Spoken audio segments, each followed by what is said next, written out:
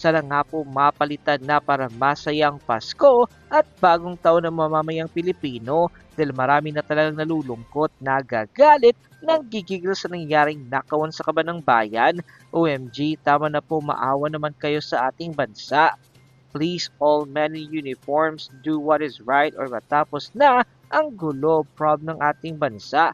Maawa na kayo sa mga taong umaasa kayo ang tutulong sa aming mga mahihirap. Huwag niyong kampiyan ng presidente ng Pilipinas kung siya wala na natitilang pera, lahat na nakaw na nila Bongbong Marcos, Bangag, Tambaloslos.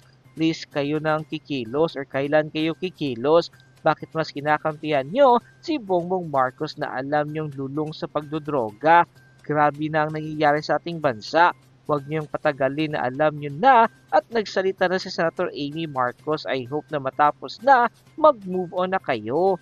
Sundin na ang rule of law, ayaw namin ng kudita, revolutionary government at gusto naming maayos sa pagsasalin na pagsusunod sa batas para makabangon ng bansang Pilipinas, protekta ng taong bayan, hindi yung mga pang-sariling interes o mga utang na loob sundin ng Constitution. It's about time the Philippine Army to take immediate action for the sake of the Philippines and its people, for the sake of good governance, accountability, and transparency. End quote. Bigyan natin ng reaction opinion itong post ni Ed Alunan. Ipinost niya, isinare niya ang statement ng Armed Forces of the Philippines Chief of Staff General Bronner. So basahin ko we in the AFP are also against corruption. Pahayag ng Chief of Staff, sila sa mga kasundaluhan, laban din sila tungkol sa korupsyon. Wow! Ang gandang pakinggan, ano? Tutol kami. Lalabanan namin ang korupsyon. Against, kasi kalaban eh. Ito lang ang comment ni Ed Alunan. Basahin ko lang. If you oppose a peaceful kudita, wala namang peaceful kudita siguro. Kung kudita, either madugo or talagang biglaan. Kung hindi nakapaghanda yung other side, walang mangyari. Kung nakapaghanda, madugo. If you oppose a peaceful kudita or a withdrawal of support from the president, then you are effectively siding with corruption. And that is harmful to our country. Our economy will suffer, our international standing will deteriorate, leaders will hesitate to extend credit, and even our assets abroad may be frozen. This is hateful. Yan, opinion lang yan ni Ed Alunan. Okay, ako naman, my take on this, whole AAP lang muna, yung rank and file muna. Nag-observe yan at alam nila ang nangyari. May nakakausap akong mga active members of the AAP. Kamag-anak ko pa nga yung iba. Nilalabas nila yung kanilang sentimento. Kung kami-kami lang nag-usap, talagang galit. Sino ba naman ang gusto ng korupsyon? Affected din sila. So, in a way, itong statement ng Chief of Staff na we in the armed forces are also against corruption, in a way, totoo kasi yan ang sentimento ng rank and file. Talamak ang korupsyon. No, yung survey ng Pulse Asia, yung latest, September ata yung nilabas, tinanda. 97% of Filipinos, yung respondents, nagsabi na talagang talamak ang korupsyon sa bansa ngayon. 97%. So, yun na yung general sentiment. Hindi lang mga men and women in uniform, taong bayan, hindi na mo na maitatago yung grabing talamak ang korupsyon. May nabasa kong post kanina, statement ni former Budget Secretary Florencio Butz-Abad, panahon ng Pinoy administration ito. Grabe, sabi niya, nagsimula itong budget insertions noong 2023 pa. Kasi yung 2022, pag upo ng administrasyong Marcos, tapos na yung budget. Kaya sinimulan nila ang mga budget insertions 23, 24, 25. I don't know ngayong 2026 kung nakasingit pa rin sila, parang meron pa rin. Ay, nako. So, aabot, estimate ni former Secretary Butz-Abad, aabot ng 2 trillion pesos ang mga budget insertion kung lahat ng departamento pag-aaralan mo. Hindi lang kasi DPWH flood control ang may budget insertion, halos lahat. Kaya ngayon, nabubulgar na. Ang dilema ngayon ng AFP leadership, leadership na, katulad ni General Brown, ano ba? Anong gagawin nila? So, they have ruled out, he ruled out, no kudita. And I agree. It will not be good for our country for a kudita dahil nasubukan na noong Cory Aquino administration, I think 9 kudita. At sa kasamaang palad, yung bloodiest kudita, yung December of 1989, napasama po ako doon. And sa experience ko, it's not good for soldiers, for civilians, for the whole country. Kaya, grabing pagbulusok ng ekonomiya natin dahil sa mga kudita. Ayoko nang mangyari yun. So, never, kudita is not an answer. So, anong gagawin ng AFP? Hindi sila magkukudita. Ang iba naman, sinasabi na withdrawal of support. Depende na yan sa leadership. At tingin ko, hindi nila gagawin yon. Non-political kami, sinasabi. Di kami makikialam. Problema yan sa politika. Kami, dito lang kami, nagmamasid lang. So, dyan ngayon, nagkakaproblema dahil parang walang ginagawa ang AFP sa problema ngayon. So, bahala na to me, bahala ko na lang sa Diyos ito. Kasi I believe God is in control. Rally, yes, tuloy-tuloy lang rally, basta peaceful rally. Huwag lang tularin yung rally na nangyari sa Nepal and Indonesia. Again, that's not good for us. Rally, tuloy-tuloy ang rally. Dahil sa kararally, yan, apektado ang ekonomiya. Sa mga sunod-sunod na pasabog, saldi ko, Senator Aimee, ang mga pasabog, balitang-balita yan sa international community. Alam nila kung ano. Kaya, ang nangyari ngayon, investors' confidence, halos zero. Sino pang gustong mamuhunan? Wala na. Kaya, pabagsak talaga ang ating ekonomiya and God save the Philippines. Pangulo magre-resign? Tingin ko, never. Tatapusin niya ang kanyang termino hanggang 2028. Ang nakakatakot dyan, may mga post akong nababasa na i-extend daw ang term ni PBBM beyond 2028. Yun ang delikado. So, to me, ako, pabayaan ko na lang yan. Nakapagtiis na ako ng 3 years. Pagtiis na lang ng another 3 years. So, ang AFP ngayon nasa dilemma. Dahil kung gagawa sila ng kakaibang hakbang, natatakot, baka maapektuhan ang ating bansa. Ngayon, wala naman silang ginagawa, patuloy pa rin ang pagbulusok ng ating ekonomiya. So, kung anong mangyari sa ating bayan, to me, pinagdarasal ko na lang ito sa kamay ng Panginoong Diyos. So, bigyan natin ng reaction opinion itong post ni Dr. Rob Rances, 46 minutes ago. Maganda ito. Sabi niya, the AFP is about to face the biggest test of its constitutional loyalty.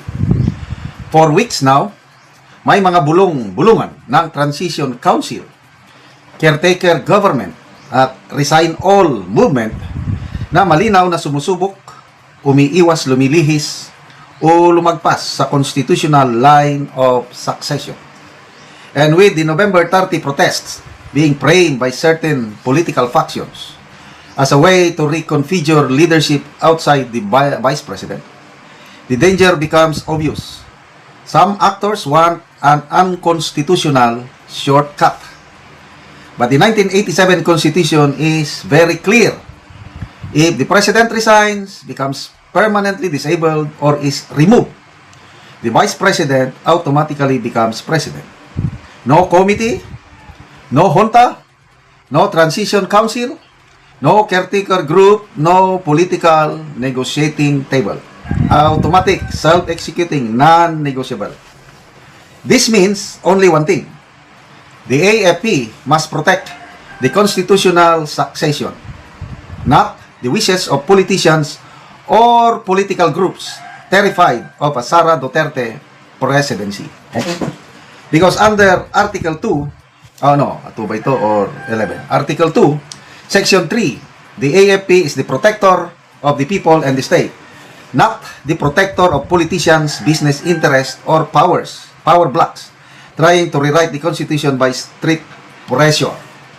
At wala ring ambiguity under Article 7, Section 18. The AFP must follow lawful civilian authority which, upon a presidential resignation or removal, is the President the Vice President, like it or not. That is their mandate, their oath, their duty. So now, ito na yung question. Is the AFP loyal to the Constitution or to the factions pressuring them to bypass it?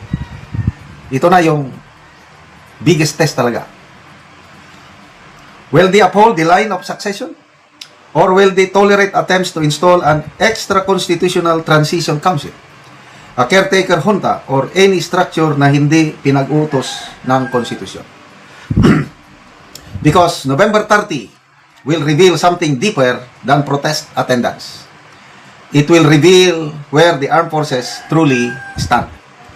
Are they protectors of the Republic or protectors of the fearful few? Filipinos expect, demand, and deserve only one answer. Uphold the Constitution. Protect the succession, defend the Republic, not the ambitions of those who fear the rightful successor. Will the AP choose to side the law? The country is watching. Okay. So, ito lang aking masasabi, ano? Kung totoo man itong mga haka-haka na mayroong caretaker council, ang iupo nila ay si Mr. Ramon Ang, mawawala ang presidente at vice presidente dahil parehas daw sila na may issue sa corruption. This will be very bad for our country. Lalong bubulusok ang ating ekonomiya. Baka isanksyon pa nga tayo ng mga states na hindi na sila makipag-deal sa atin dahil ang pangit na pangyayari kung ganyan. So sana hindi mangyari. Okay. Tingin ko ang presidente hindi yan magre-resign. At dahil hindi magre-resign, ang AFP walang gagawin. Kasi sinasabi ng AFP na non-political, which is correct. So this is political problem. It does not need military intervention. Kudita, no way. Naranasan na namin yan sa AFP. Nagkudita nung panahon ng Cory administration and it does nothing good for our country. Kaya kudita, wala yan. Junta, wala yan. Mas lalong hindi pwede yung caretaker government or ano. To me, pabayaan na lang natin kung ayaw mag-resign ng Pangulo, so be it. Binoto naman siya ng ano. Binoto siya ng taong bayan for 6 years. Ako, handa akong magtiis for another 3 years. Si BP Sara, I have never heard her na nananawagan na mag-resign ng Pangulo. Wala lang. Binabatikos lang niya kung ano ang nakikita niya hindi magandang ginagawa ng administrasyon. Sabi niya, I want the president to do his job. Which I agree. Gawin niya ng tama ang trabaho niya. Lalo na itong corruption issue na ito ngayon. Dapat tutuhanan, hindi yung pakitang tao lang. So far, ayan, nasimula naman nila. Nagsampa na sila ng kaso kay Saldico and 17 others. May warrant of arrest na. Sana tutuhanan ito. Sana dagdagan pa para ang taong bayan ma-sense, maramdaman na, uy, parang tutuhanan na. Sana hindi lang si Saldico ang kasuhan. Ang dami pang iba dyan eh. Alam naman ng taong bayan yung may narinig akong napanood akong video ni Attorney Vic kagabi. Sabi niya, bakit si Saldico lang? Yung small committee sa 19th Congress. Stella Kimbo, yan, Vice Chairman. Manix Dalipi ba yun? Yung Majority Floor Leader. Sino pa? Yung ex-Senator Grace po, yun ang mga nabanggit niya. So, dapat lahatin na lang. Wala nang takip-takip niyan para ang taong bayan, huhupa na ang galit once na makita nila na ang gobyernong ito determinado sa pagtugis sa mga mastermind sa kawatan. Sa natin ng opinion, reaction itong article published by Insider PX tungkol ito sa biglaang pagpalit ng hepe ng Presidential Security Command sa amid itong mga rumors of alam niyo na resign, kudita o ano pa yan na instability, biglang pinalitan. Hindi ito balitado ng mainstream media, ito lang insider info.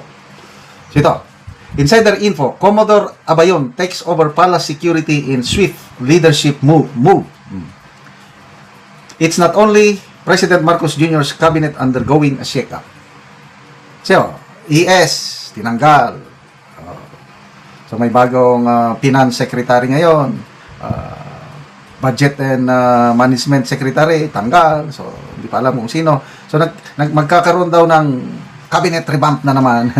Although biro-biro lang, pati First Lady, tinalaga ng ambassador para sa OFWs sa Europe. O ito, biglang pinalitan pala, if this information is true, sibak na ang kasalukuyang Presidential Security Commander. Okay, even the President's Security Circle is seeing major movements with Major General Peter B. Borgonyo relieved from his post at the helm of the Presidential Security Command barely 8 months into his role. An insider said Commodore Andrew Val P. Abayon took his place effective November 20, 2 days ago. Abayon, a Navy veteran with deep background in intelligence, previously oversaw the Naval Special Operations Group, an elite sea and air land force. Sabi niya ng insider, he's a good soldier, he is tough, he will protect the presidency. Wow, ayos. The move was made through a special order, meaning it bypassed the usual process and was done quickly. Naprapraning na ba? It also comes as news sites speculate about a military-style reset involving the installation of Tycoon Ramon S. Ang. Ito ang nakakabahala. Kung totoo, Politico.com naman ang nag-report. May plano. Gagalaw ang military. Ito, speculations lang ito, walang katotohanan pa. Kailang lumabas na balita. Pauupuin nila si Mr. Ramon Ang as president. Grabe, no? Ramon Ang issued a strong denial stating, as he had several times in the past, I am not entering politics.